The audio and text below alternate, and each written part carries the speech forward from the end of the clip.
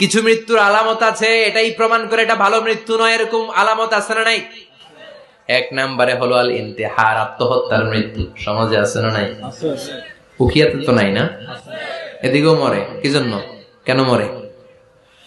হ্যাঁ, বয়ফ্রেন্ড গালি দিছে এজন্য? হ্যাঁ, মান কতালা নাফসাহু বিশাইইন উযযিবা বিহি ইয়াউমাল কিয়ামাহ। যে জিনিস দিয়ে যে যাকে মেরেছে, আত্মহত্যা করেছে, সুইসাইড করেছে, কিয়ামতের দিন ওই জিনিস দিয়ে সে তাকে মারবে, এটাই হবে তার শাস্তি। ওড়না পেঁচিয়ে যারা আত্মহত্যা করলো ওর শাস্তি ওড়না পেঁচানো। বিষ খেয়ে যারা মারা গেল তার শাস্তি জাহান্নামের বিষ খাবে আর চিৎকার করবে।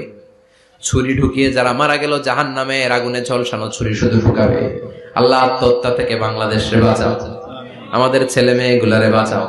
চিৎকার দিয়ে বলেন আমিন। আত-তাআক্কুদ ফিল লিসান ফিলা ইলাহা ইল্লাল্লাহ। আজীবন কালেমা পড়ে নাই, আজীবন কালেমারে বাস দিয়েছে, এখন মরার সময় সবাই কয় কলমা পড়েন, কলমা পড়েন। এখন পড়তে চায় মাগার মুখ দিয়া বাইর হয় না। আছে না নাই? এরকম ডাকায় দুখিয়াতে নাই? কলমা পড়তে পারে না, আটকায় যায়, মরে গেছে।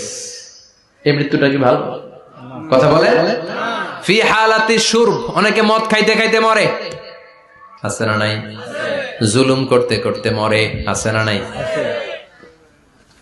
অন্যের জায়গা দখল করে মরে, এরকম আছে না নাই?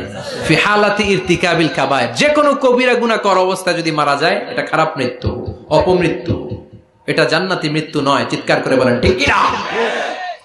এরপর ফি সাখাতিল ওয়ালিদাইন, বিশ্বনবী বললেন কোন ছেলে যদি মারা যায় এমন অবস্থায় মা বাবা তার উপর রাগান্বিত, এটা ভালো মৃত্যু? কথা বলেন। গোটা পৃথিবীর বুকে মায়ের চেয়ে আপন কেউ আছে নাকি? এই মায়ের মনে কষ্ট দিয়ে ওই অবস্থায় যদি মারা যায়, এই মৃত্যুটা অনেক খারাপ। চিল্লায় বলেন ঠিক কিনা?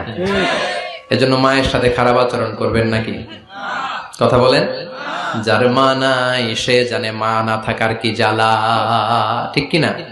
যখন রাত্রি নিঝুম এই চোখে ঘুম, একলা শুধু ঘরে তোমায় মনে পড়ে, মাগো তোমায় মনে পড়ে।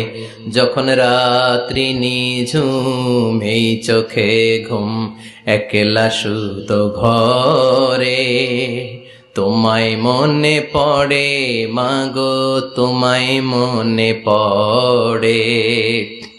এজন্য মায়ের দোয়া সবচেয়ে বড় দোয়া। মা রেগে আছে, মা বদদোয়া দিয়েছে, বাবা বদদোয়া দিয়েছে, বাবা আপনার উপর অসন্তুষ্ট, ওই অবস্থায় ছেলে মরলে এটা কি ভালো মৃত্যু? এরপরে স্বামী যদি নাখোশ থাকে স্ত্রীর উপর, স্বামী যদি স্ত্রীর উপর রেগে থাকে, অসন্তুষ্ট থাকে, ওই অবস্থায় স্ত্রী যদি মারা যায় এটাও খারাপ মৃত্যু। চিল্লায় বলেন এটাও খারাপ মৃত্যু। এরপরে লাউ ফারিহাল মুসলিমুনা বিমাউতি, কোন লোক মারা গেলে যদি এলাকার মুসলমানরা খুশি হয় এটা কি ভালো মৃত্যু নাকি?